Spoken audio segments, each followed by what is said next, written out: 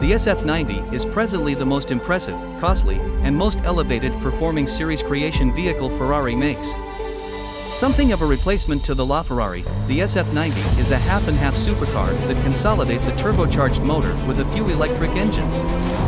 Presented in 2019, it is presented in hardtop stradale and convertible bug designs, the two of which convey thrilling execution and show-halting looks. In legitimate supercar structure, the SF90 utilizes a mid-motor design. For this situation, a 4.0-liter twin-turbocharged V8 that all alone creates 769 horsepower and 590 lb-ft of force. In any case, that is not all. Inside the 8-speed double-grip transmission is an electric engine, which expands the power shift off the back tires. Then there are two extra electric engines, giving the SF90 all-wheel drive.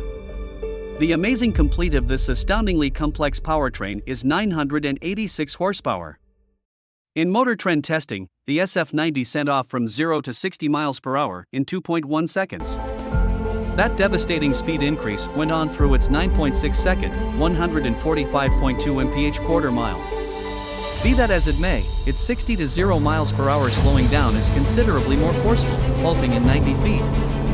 Consolidated, the motor and brakes convey a 0-100-0 mph season of just 7.9 seconds. Ferrari says maximum velocity for the SF90 is 211 miles per hour. See the subtleties behind these outcomes in our Ferrari Sf90 Stradale Assetto Fiorano first test. Albeit the SF90 isn't Ferrari's most memorable creation half and half, that title goes to the amazing LaFerrari. It is the brand's most memorable module mixture.